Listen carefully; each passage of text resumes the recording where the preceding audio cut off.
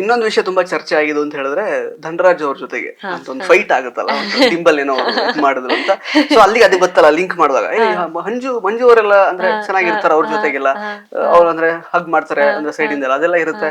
ಇಲ್ಲೊಂದ್ ಏನ್ ಅದು ಗೊತ್ತಿಲ್ಲದೆ ಮಾಡಿರೋದು ಪಾಪ, ಯಾಕದು ಅಷ್ಟೊಂದು ಇದ್ ಮಾಡಿದ್ರು ಅನ್ನೋ ತರ. ಇದು ಓಕೆನಾ, ಇದು ಅದು ಏನ್ ಬರೋ ದಿಂಬಲ್ ಹೊಡೆದಿದ್ದು ಅದು ಗೊತ್ತೂ ಆಗಿಲ್ಲ ಪಾಪ ಅನ್ನೋ ತರ ಎಲ್ಲ ಸಿಕ್ಕಾಪಟ್ಟೆ ಬಂತು. ಆಕ್ಚುಲಿ ಸುಮಾರು ಬಂತಲ್ಲ ಬಮ್ ಫೈಟ್ ಅನ್ನೋ ತರ ಎಲ್ಲ, ಆಕ್ಚುಲಿ ಸುಮಾರು ಪ್ರಾಜೆಕ್ಟ್ ಆಯ್ತು.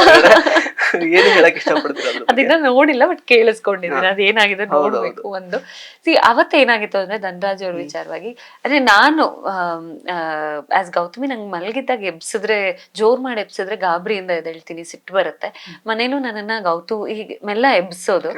ಸೊ ಆನ್ ದಟ್ ನೋಟ್ ಅವತ್ತು ಅಲ್ಲಿದ್ದಾಗ, ಮತ್ತೆ ಅಲ್ಲಿ ಇನ್ನೊಂದು, ನೀವೇನೇ ಹೇಳಿದ್ರು ಅಲ್ಲೊಂದು ಸೆಕ್ಯೂರ್ಡ್ ಪ್ಲೇಸ್, ಈ ಬಿಗ್ ಬಾಸ್ ಇರ್ತಾರೆ, ಅಷ್ಟು ಕ್ಯಾಮ್ರಾ ಇದೆ, ನೋಡ್ತಾ ಇರ್ತಾರೆ, ಅಷ್ಟು ಜನರ ಮಧ್ಯೆ ನಾವು ಇಂಡಿವಿಜುವಲ್ ಆಗಿದ್ದೀವಿ ಅನ್ನೋ ಒಂದು ಇನ್ಸೆಕ್ಯೂರಿಟಿ ಇರುತ್ತೆ.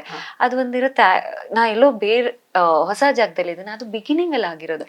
ಹನ್ಮು ಬಂದಿದ್ದು 3rd ವೀಕ್ ಅಲ್ಲಿ, 3rd 4th ವೀಕ್, ತುಂಬಾ ಬಿಗಿನಿಂಗ್. ಅದ್ ಸ್ಟಿಲ್ ಇರುತ್ತೆ. ನಾನೊಂದು ಹೊಸ ಜಾಗದಲ್ಲಿ ಇದೀನಿ, ಅವಾಗ ಯಾರೋ ಒಂದ್ ಹಂಗ್ ಹೊಡೆದು ಎಬ್ಬಿಸಿದಾಗ ಗಾಬರಿ ಆಗುತ್ತೆ. ನೀವೊಂದು ಮಗುನು ನಿದ್ದೆಲಿ ಎಬ್ಸಿದ್ರೆ ಅಳಕ್ ಶುರು ಮಾಡುತ್ತೆ, ಅದು ರಿಯಾಕ್ಟ್ ಮಾಡುತ್ತೆ. ಸೊ ನಾನು ಮಲಗಿದ್ದೆ, ಯಾರೋ ಹೊಡೆದು ಎಬ್ಸಿದ್ರೆ ಅದನ್ನ ಸಿಟ್ಟಿತ್ತು, ಅದು ಖಂಡಿತವಾಗ್ಲೂ ಗಾಬರಿಲಿ ಎದ್ದು ಸಿಟ್ಟು, ನಂಗೆ ಹಂಗ ಹೊಡೆದು ಎಬ್ಬಿಸ್ಬೇಡಿ ಅನ್ನೋಂತ ಸಿಟ್ಟಿತ್ತು. ಅಂಡ್ ಅದ್ ದಿಮ್ಮು ಅನ್ನೋದು ಆಮೇಲೆ ರಿಯಲೈಸ್ ಆಗಿತ್ತು, ಯಾರು ಹೊಡೆದ್ರು ಅನ್ನೋದು ಗೊತ್ತಾಗಿದೆ. ಆ ನಿದ್ದೆಲಿ ಗೊತ್ತಾಗಿದ್ದು ನನ್ಗೆ ಅದು ಒಂದೇ. ಸೊ ಆ ಇದ್ರಲ್ಲಿ ರಿಯಾಕ್ಟ್ ಮಾಡಿದೆ.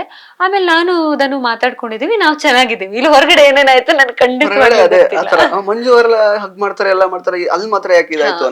ಸೊ ಮಂಜು ಅವರು ಹಗ್ ಮಾಡೋದು ಅಥವಾ ಹಿಡ್ಕೊಳ್ಳೋ ವಿಚಾರವಾಗಿ ಬಂದ್ರೆ, ನಾನು ಬಹಳಷ್ಟು ಸತಿ ಹೇಳಿದೆ, ಅಂದ್ರೆ ನಂಗೆ ನಂಗೆ ನಾನು ಇನ್ ಪರ್ಸನ್ ನಂಗೆ ಹಿಂಗ್ ಮುಟ್ಟೋದು ಅದೆಲ್ಲ ನನ್ಗೊಂದ್ ಸ್ವಲ್ಪ ಅದು ಆಗದೆ ಇರೋವಂಥದ್ದು. ವಿತ್ ಟೈಮ್ ನಾನು ಸರಿ ಹೋಗ್ತೀನಿ ಅನ್ಸುತ್ತೆ ಅದು. ಬಟ್ ಇನಿಷಿಯಲಿ ಅಲ್ಲಿ 1 ತಿಂಗಳಿಗೆ, ಅವಾಗ ಅದೇ ಬಿಗಿನಿಂಗ್ ಅಲ್ಲಿ ತುಂಬಾ ಸತಿ ಹೇಳಿದೆ, ನಿಂಗೆಲ್ಲ ಮಾತಾಡ್ಸೋಂಗಿಲ್ಲ ನನ್ನ ಅಂತ.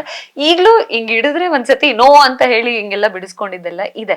ಬಟ್ ಮಂಜು ಅವ್ರು ಹೇಗೆ ಅಂದ್ರೆ, ಅವ್ರು 3 ಜನ ತಂಗಿದಿರ್ ಜೊತೆ ಬೆಳೆದಿದ್ದಾರೆ, ಅವ್ರ ಮಕ್ಳ ಜೊತೆ ಬೆಳೆದಿದ್ದಾರೆ, ಅವರೆಲ್ಲ ಹೀಗೆಲ್ಲ ಇಟ್ಕೊಂಡಿರ್ತಾರೆ.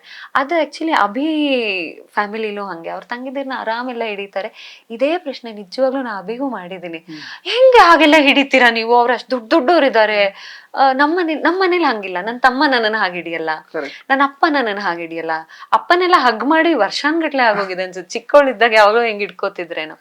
ನಾನು ಹಂಗ್ ಬಂದಿರೋದ್ರಿಂದ ನನಗೆ ಅದು ಇನಿಷಿಯಲಿ ಹಂಗ್ ಮಾಡ್ಬೇಡಿ ಅಂತ ಮಂಜು ಅವ್ರಿಗೆ ಹೇಳಿದ್ದಿದೆ. ಬಟ್ ಅವ್ರು ನೀವು ಮೋಕ್ಷಿ ಜೊತೆ ಆಗ್ಲಿ, ಭವ್ಯ ಜೊತೆ ಆಗ್ಲಿ, ಅವರೆಲ್ಲ ತುಂಬಾ ಹಂಗೆ ಹ್ಯಾಂಡಲ್ ಮಾಡ್ತಾರೆ.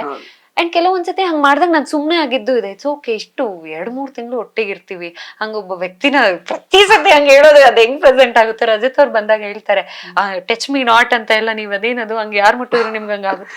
ನಾನು ಹೊರಗಡೆ ಇದೆಲ್ಲ ಬಂದ್ಬಿಟ್ಟಿದ್ಯಾ. ಮಂಜು ಅವ್ರು ಹೆಂಗ್ ಪ್ರೆಸೆಂಟ್ ಆಗ್ಬೋದು ಅನ್ನೋದ್ರ ಬಗ್ಗೆ 1 ಸೆಕೆಂಡ್ ನಾನು ಯೋಚನೆ ಮಾಡಿದ್ದೆ. ಸೊ ಟಚ್ ಮೀ ನಾಟ್ ನ ನಾನು ಸ್ವಲ್ಪ ಕಟ್ ಮಾಡ್ಬೇಕು, ಅದು ಬೇಡ ಅಂತ ಹೇಳಿ, ಪಾಪ ಇನ್ ಯಾರನ್ನು ನಾನು ಯಾಕೆ ರಾಂಗ್ ಪ್ರೆಸೆಂಟ್ ಮಾಡ್ಲಿ. ಆಮೇಲೆ ಮಂಜು ಅವರು ಅವಾಯ್ಡ್ ಮಾಡಿದಿದೆ, ನಂಗೆ ಈಗ ಮುಟ್ಟಿದ್ರೆ ಆಗಲ್ಲ ಅನ್ನೋದು. ಕೆಲವೊಂದು ಏನೋ ಖುಷಿ ಆದಾಗ್ಲಾಗ್ಲಿ, ಗೆದ್ದಾಗ್ಲಾಗ್ಲಿ ಹಂಗ ಇಟ್ಕೊಂಡಿದ್ದಿದೆ, ರೇಗಿಸ್ಬೇಕಂದ್ರೆ. ಆಮೇಲೆ ತುಂಬಾ ಕಂಫರ್ಟಬಲ್ ಅಂತೂ ಆದೆ ನಾನು, ಅದನ್ನ ಪ್ರಶ್ನೆ ಮಾಡುವಷ್ಟು ಅನ್ಕಂಫರ್ಟಬಲ್ ಆಗ್ತಿರ್ಲಿಲ್ಲ. ಸೊ ಅದು ಈಗ ನೋಡಿದಾಗ ಇದು ಓಕೆ ಅಂದ್ರೆ ಇದು ಯಾಕೆ ನಾಟ್ ಓಕೆ ಅನ್ನೋ ಪ್ರಶ್ನೆ ಇಲ್ಲೆಲ್ಲರಿಗೂ ಹುಟ್ಟಿದೆ. ಸೊ ಅದು ಸಿಚುವೇಶನ್ಸ್ ಎಕ್ಸ್ಪ್ಲೈನ್ ಮಾಡಿ. ಸೊ ಈಗ ಕ್ಲಾರಿಟಿ ಸಿಕ್ಕಿರುತ್ತೆ ಬಹುಶಃ ಆ ಒಂದು ಫೈಟ್ ಬಗ್ಗೆ.